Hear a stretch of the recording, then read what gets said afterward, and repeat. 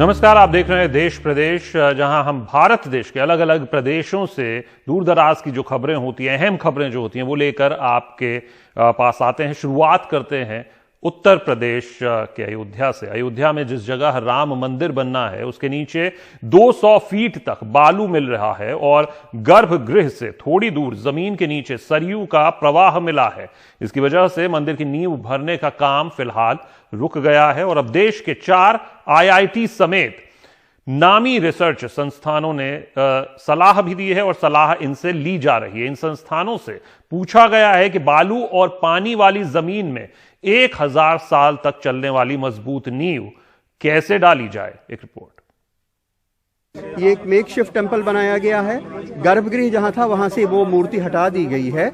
इसलिए हटा दी गई है क्योंकि उस जगह से मंदिर का कंस्ट्रक्शन शुरू होना है। एक खूबसूरत पर्दा लगा हुआ है जिसपे जय श्री राम लिखा हुआ है। जहां रामलला की मूर्तियां रखी हुई थी उस जगह को मंदिर निर्माण के लिए समतल कर दिया गया है।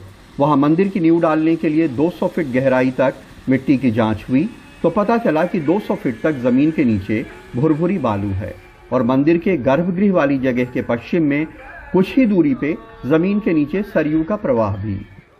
किसी को कल्पना नहीं थी कि भगवान का जहां गर्भगृह बनना है उसके नीचे जमीन खोखली है, ठोस ही नहीं।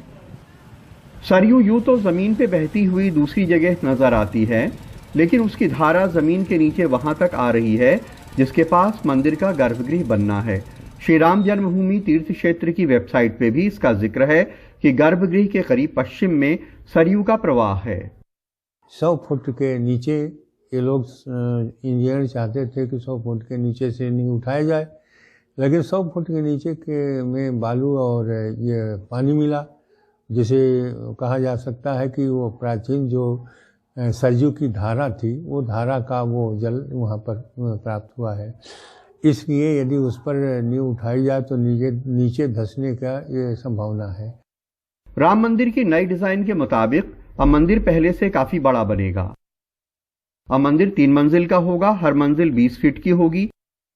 जमीन से 16.5 फीट पे फर्श होगा। लंबाई 360 फीट, चौड़ाई 335 फीट और शिखर 161 फीट का होगा। लाल पत्थरों से बनने वाले 3 मंजिल के इस मंदिर का जमीन पे काफी भार होगा। मंदिर ट्रस्ट चाहता है कि यह मंदिर भूकंप को झेल सके और 1000 साल तक चले। इसलिए अब देश के 7 नामी रिसर्च संस्थानों को यह काम दिया गया है कि ऐसी जमीन पे यह मंदिर कैसे बने, इसकी स्टडी करें।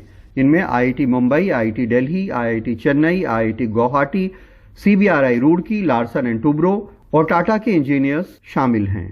सुविचारितम सुनिश्चितम, इसलिए अच्छी प्रकार से विचार करके जो निश्चित किया जाता है वह कभी भी वह गलत नहीं हो पाता है। इसीलिए पूर्णतया सोच विचार के इस पर इंजीनियरों की राय चल रही है। अयोध्या मंदिर के इंतजार में है। इस नई अड़चन से लोगों में चिंताएं तो हैं, लेकिन उन्हें उम्मीद है कि इंजीनियर जल्द ही इसका कोई हल निकाल लेंगे। अयोध्या में प्रमोद श्रीवास्तव और कैमरामैन राजेश गुप्ता के साथ कमाल खान, NDTV इंडिया।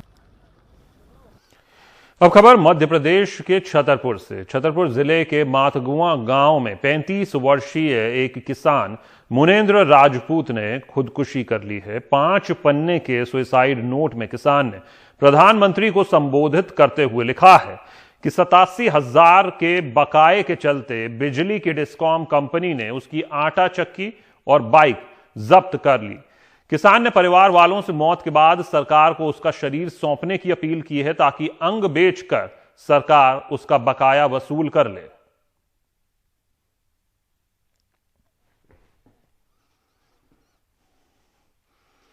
और खबर छत्तीसगढ़ से। छत्तीसगढ़ और केंद्र सरकार के बीच धान को लेकर घमासान मचा हुआ है। राज्य में 1 दिसंबर 2020 से 30 जनवरी 2021 तक धान खरीदा जाना है। पहले धान के बोरे को लेकर और अब FCI से चावल लेने की इजाजत नहीं मिलने के बाद तल्खी और बढ़ गई है। इसी मुद्दे पर प्रधानमंत्री नरेंद्र मोदी को पहले छत्तीसगढ़ के मुख्यमंत्री भूपेश बघेल ने खत लिखा, फिर फोन पर बातचीत भी की।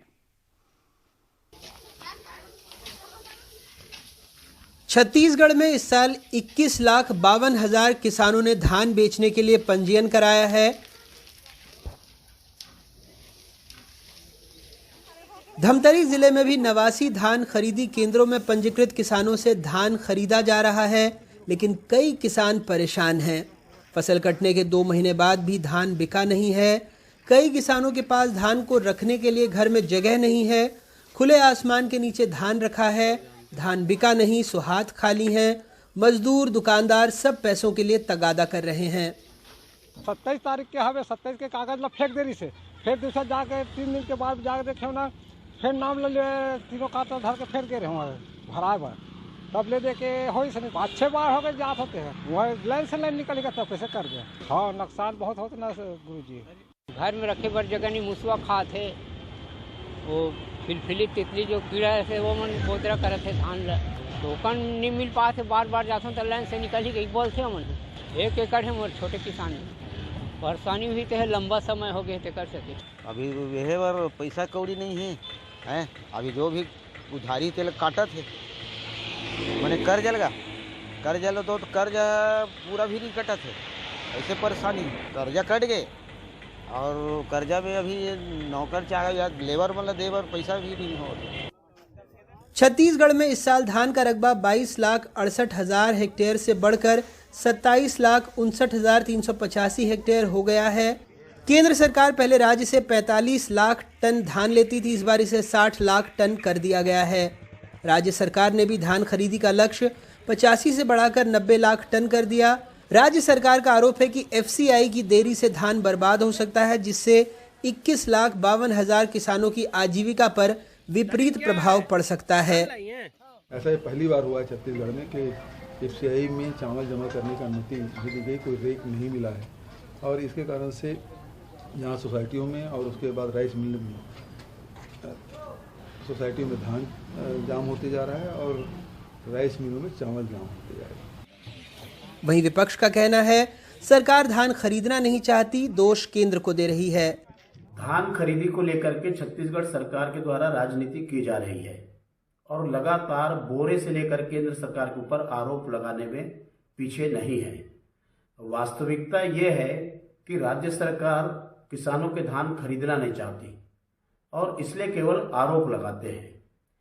पिछले समय जो धान की खरीदी की अनुमति चावल के लिए केंद्र सरकार के द्वारा दी गई, उसमें 28 लाख मीट्रिक टन जो चावल के 30 सितंबर 2020 तक FCI में जमा करने थे, राज्य सरकार उसमें असफल रही है। एक और समस्या इन बोरियों को लेकर है। सरकार ने चूंकि 90 लाख टन धान खरीदी का लक्ष्य रखा है, इसके लिए उसे करीब 5 लाख गठान बारदाने लगेंगे। केंद्र से केवल 1,45,000 गठान बारदाने का भरोसा दिया गया है, अभी तक मिले हैं सिर्फ 1,05,000 गठान। छत्तीसगढ़ धान की खरीदी 2500 रुपये प्रति क्विंटल पर करता है, जो देश में सबसे ज़्यादा है। लेकिन फिलहाल केंद्र और राज्य की लड़ाई में किसान पिस रहे हैं। राज्य के अपने आरोप हैं, केंद्र की अपनी दलीलें, लेकिन इन सब के बीच एक हकीकत ये है कि किसान के हाथ खाली हैं और दलीलों से उसके घर का चूल्हा नहीं जलता। धमतरी से सुभाष और कैमरा पर्सन रिजवान खान के साथ अनुराग द्वारी, NDTV इंडिया। भीड़ में सामूहिक बलात्कार की एक पीड़ित महिला अब 3 गांवों के लोगों से अकेले लड़ाई लड़ रही है। गैंगरेप के 4 आरोपियों को सजा दिलाने के बाद अब पीड़िता के गांव समेत पास के 2 और गांवों ने पीड़िता का बहिष्कार करने का फैसला किया है। पुलिस अब मामले की जांच करने में जुट गई है। भीड़ में ग्राम पंचायत ने रेप पीड़ित के घर के बाहर उसके बहिष्कार का नोटिस चिपका दिया है। 2015 से अपनी लड़ाई लड़ रही इस महिला ने 2020 में 4 आरोपियों को सजा दिलाई, लेकिन अब उसे इसकी सजा भुगतनी पड़ रही है। 3 गांवों ने उसके बहिष्कार का फैसला किया है। ग्राम पंचायत के लोग धमकी देते हैं कि जब तुमने गांव के लोगों के खिलाफ शिकायत कर उन्हें सजा दी तो गांव में क्यों रहते हो। घर के बाहर नोटिस भी लगाया है, जबकि हमारा यहाँ पर कई सालों से घर है।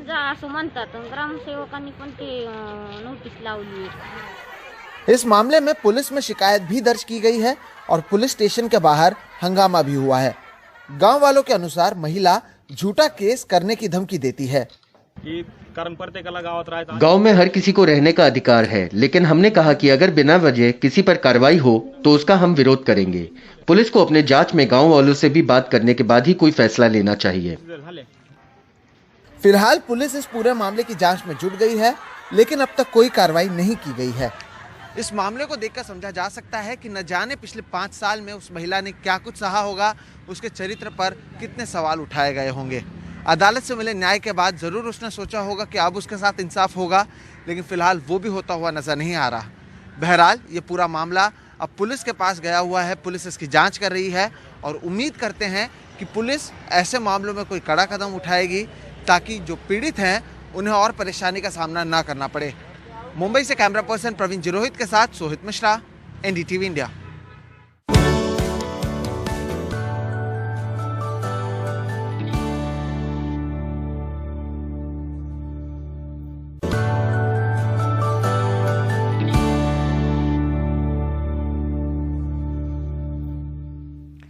एक चीन के नागरिक को ऑनलाइन लोन के फर्जीवाड़े के आरोप में गिरफ्तार किया गया है। ऐप्स के जरिए चीनी नागरिक जू वेई लॉम्बो लोन देने का काम करता था। दरअसल कुछ लोगों ने शिकायत की थी कि ऑनलाइन लोन देने वाले परेशान करते थे। इस वजह से 3 लोगों ने आत्महत्या भी कर ली। पुलिस ने अब तक 3 चीनी नागरिकों समेत 25 लोगों को पकड़ा है। 27 साल के चीनी नागरिक जू वेई लाम्बो जब भारत छोड़कर जा रहा था तो दिल्ली एयरपोर्ट से उसे हैदराबाद पुलिस ने गिरफ्तार कर लिया। लाम्बो 4 कंपनियों का मालिक था जो ऑनलाइन लोन एप्स चलाती थीं और जिस पर 21,000 करोड़ रुपए के लगभग 1 करोड़ 40 लाख लेन देन हुए। इसके अलावा बिटकॉइन में अंतर्राष्ट्रीय लेन देन भी हुए। लाम्बो के अलावा कुरनूल से नागराजू को भी गिरफ्तार किया गया जो 7 कॉल सेंटर चलाता था। टेक्नोलॉजी कंपनी में काम करने वाले एक शख्स समेत 3 लोगों की आत्महत्या हुई। आरोप था कि उन्हें ऑनलाइन लोन देने वाले परेशान कर रहे थे। अब तक तेलंगाना पुलिस ने 3 चीनी नागरिकों समेत 25 लोगों को पकड़ा है। Basically their job of this call centre is to make the threatening call. Call centre में ये लोग उन लोगों को फोन कर परेशान करते थे जिन लोगों ने छोटे मोटे लोन या उधार ले रखे थे। साथ ही ये लोग ग्राहकों की बिना जानकारी के उनके पैसे भी ले लेते थे। ये एप्स इस तरह से तैयार की गई हैं कि फोन में एप्स डालने के साथ ही कॉन्टैक्ट लिस्ट को इस्तेमाल करने की अनुमति मिल जाती है। He is giving them permission to use his contact list. Police का कहना है कि इनका कारोबार ऑनलाइन गेमिंग फर्जीवाड़े की तर्ज पर है, जिसमें भारतीयों ने करोड़ों रुपए गंवाए थे। इसमें लोगों को कई हथकंडों के जरिए लुभाया जाता है, जैसे 2000 से 10,000 रुपए तक के आसान और तुरंत लोन, जिस पर 35 से 50% ब्याज लगता है। पैसा लौटाने के लिए 1 हफ्ते से पखवाड़े तक का पैसा मिलता है। कंपनियां गैजेट से मिली सूचना के आधार पर लोगों को ब्लैकमेल करती है। करोड़ों का ये घोटाला दिल्ली, गाजियाबाद, गुड़गांव, मुंबई, पुणे, नागपुर और बेंगलुरु में चल रहा था, जहां से कॉल सेंटर चल रहे थे और कंपनियां रजिस्टर्ड थीं। तुरंत कर्ज देने वाले ऑनलाइन ऐप की बिजनेस बहुत बड़ी हुई कोविड महामारी के दौरान, जब लोगों के पास नौकरियां नहीं थी और पैसे के लिए वो भटक रहे थे। तेलंगाना पुलिस ने गूगल को लिखा है ये कहते हुए कि 200 ऐसे ऑनलाइन ऐप है जिनको उनको निकालना है।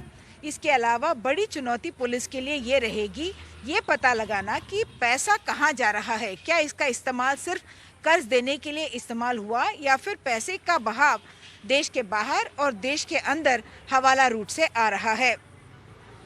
हैदराबाद से कैमरा पर्सन नागराजू के साथ उमा सुधीर, एनडीटीवी इंडिया के लिए।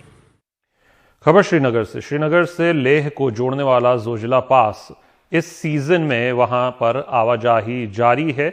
इसके लिए सीमा सड़क संगठन लगातार काम कर रहा है। इससे पहले तक भारी सर्दी और बर्फबारी के कारण ये पास नवंबर में ही बंद हो जाया करता था, लेकिन अब जनवरी में भी ये चालू है।